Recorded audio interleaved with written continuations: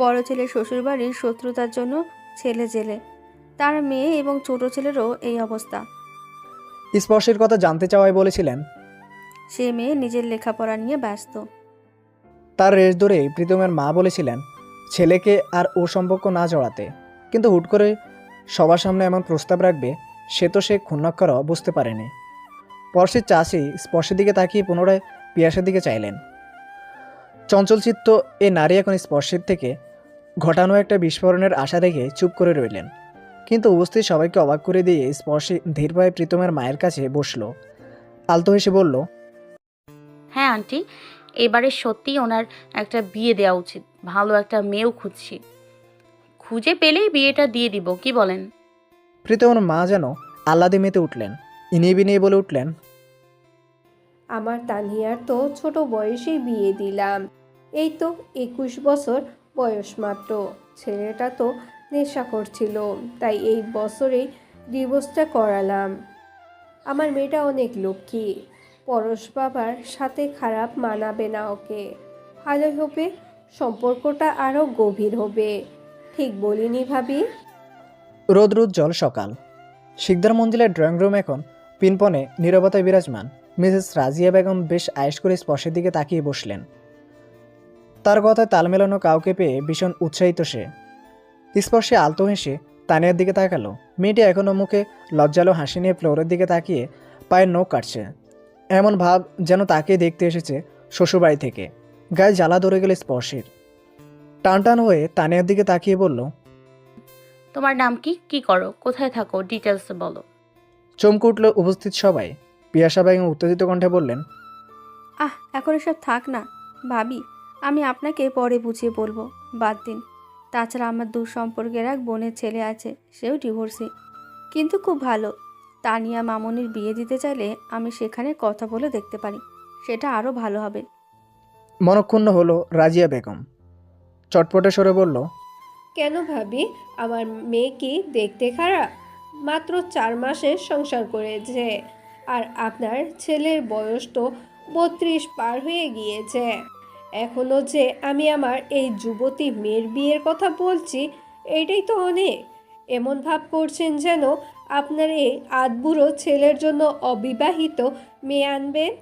এতটা অকৃতজ্ঞ কেন আপনারা? আপনার সেই ধর্ষিতা মেয়েকে তো আমার অবিবাহিত ছেলের সাথে নিচ্ছি। মেয়ে তো আপনার দেখতে আহামরি সুন্দরও না। নেহাত ছেলেটা পাগলামি করছে না হলে। আর কিছু বলার আগে তানিয়া মাকে থামিয়ে দিল।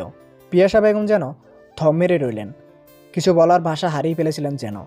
স্পর্শে এখনও নীরব হয়ে সবকিছু দেখছে। আচমকা দাঁড়িয়ে তানিয়ার পাশে গেল, তেরা কণ্ঠে বলল, আরে আন্টি, আপনি এত হাইপার হচ্ছেন কেন? আপনি যখন প্রস্তাব রেখেছেন তখন মেয়ের খুঁটিনাটি আমাকে জানতে হবে না, দেখি তো।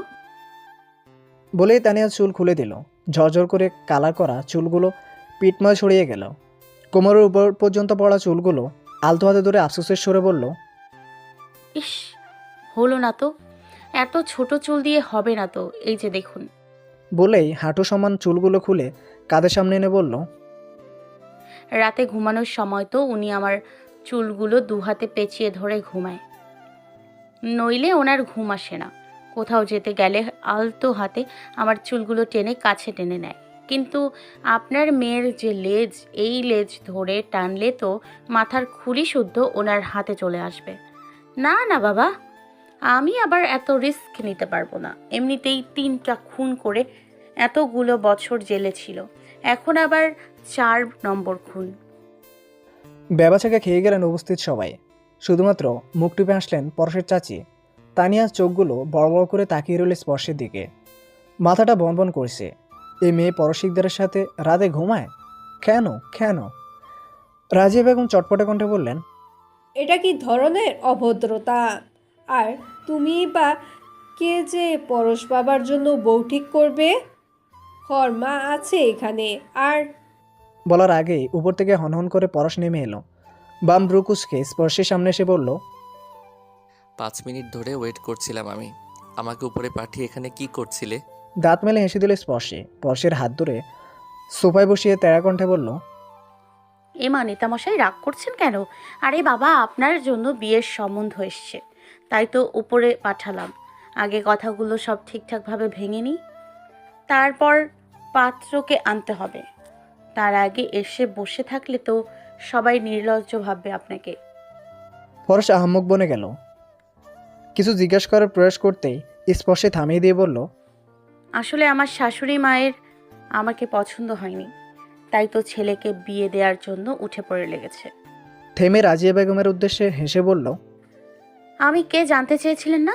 আমি আপনার পছন্দ করা পাত্রর প্রথম পছন্দের পাত্রী, বিগত 4 বছর থেকে বর্তমান পর্যন্ত একমাত্র বউ। তাই আমার জামাইয়ের জন্য নতুন পাত্রী খোঁজার অবশ্যই আমার দায়িত্বের মধ্যে পড়ে, তাই না আন্টি?